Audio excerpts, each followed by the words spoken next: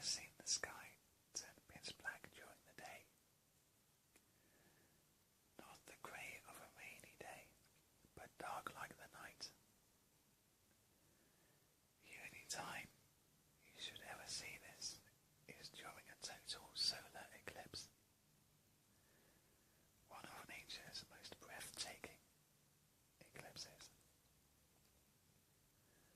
It happens when the moon moves in front of the sun for a few minutes, blocking its light, and underneath the moon's shadow, darkness falls. Total solar eclipses are rare, and in a way, it is an incredible stroke of luck that we have them. The sun's distance from Earth just happens to be about 400 times the moon's distance from our planet. The sun also happens to be about 400 times larger than the moon. So thanks to this magic ratio, they appear about the same size in the sky, meaning that during an eclipse, the moon can fit precisely over the sun. We have to say about a lot, because Earth's orbit and the moon's orbit are not circular, but elliptical, meaning sometimes they can be a bit further away or a bit nearer. This results in the sun sometimes appearing larger than the moon during some eclipses, leaving a ring of light from the sun around the moon's silhouette. We call this an annular eclipse.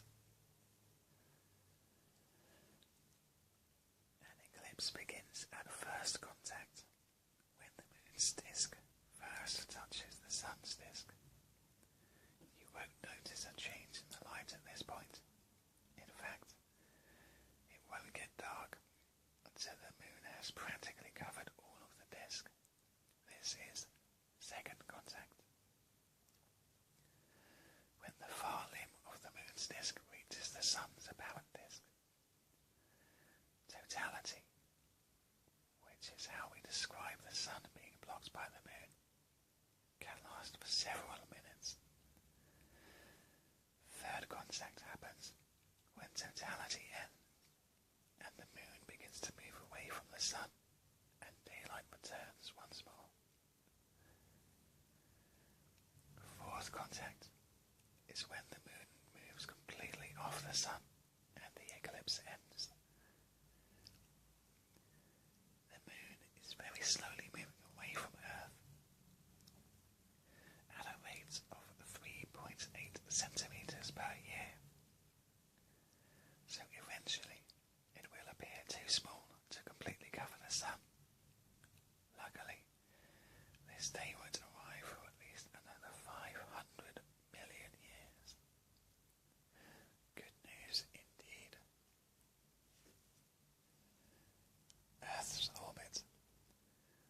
Earth's orbit is also elliptical, with its closest point to the sun 147.1 million kilometers, and its most distant point at 152.1 million kilometers.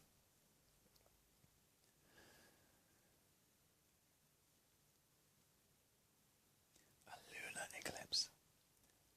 Unlike a solar eclipse where the sun is hidden, we can still see the moon during a total lunar eclipse.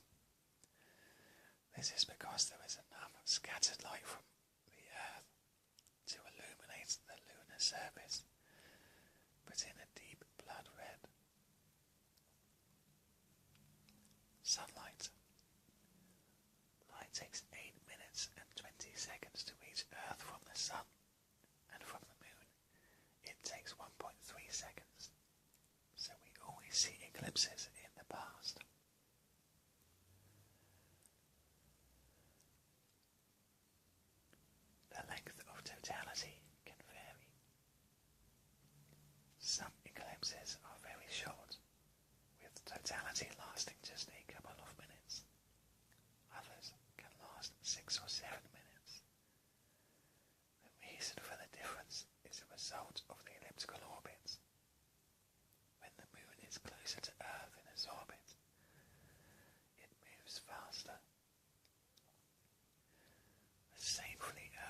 sun, and this all affects the speed at which we see the moon move across the sun during a solar eclipse. You can see the sun's atmosphere. The sun has an atmosphere split into two parts. The lower part is called the chromosphere, where the temperature rises from 6,000 to 20,000 degrees Celsius. The upper part is called the corona and can reach temperatures in excess of 1,000,000 degrees Celsius. During totality, you can see this corona as flares of light around the hidden sun. You might also catch a glimpse of the chromosphere as a red tinge at the edge of the moon at third contact. You can see the planets during an eclipse. If you are lucky enough to see a total solar eclipse, take a few minutes to glance around the sky. In the darkness, the stars and planets will pop out. Closest to the sun will be Venus and Mercury, but you could also see other planets, depending on where in the sky they are at the time.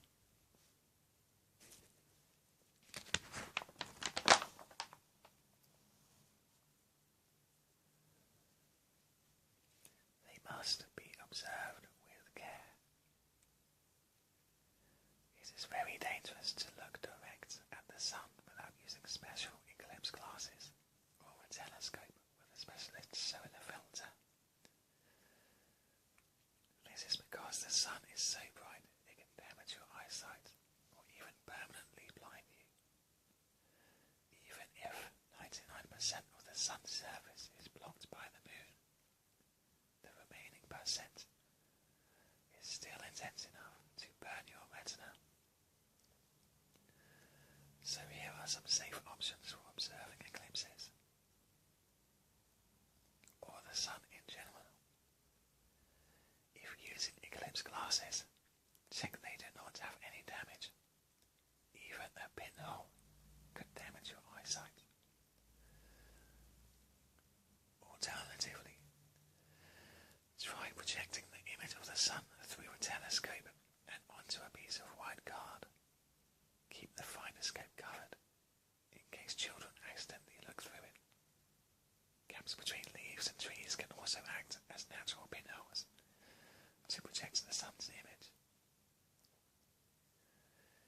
You may also use specialist solar filters and telescopes, produced by companies such as Coronado and Lund. These can be a bit expensive,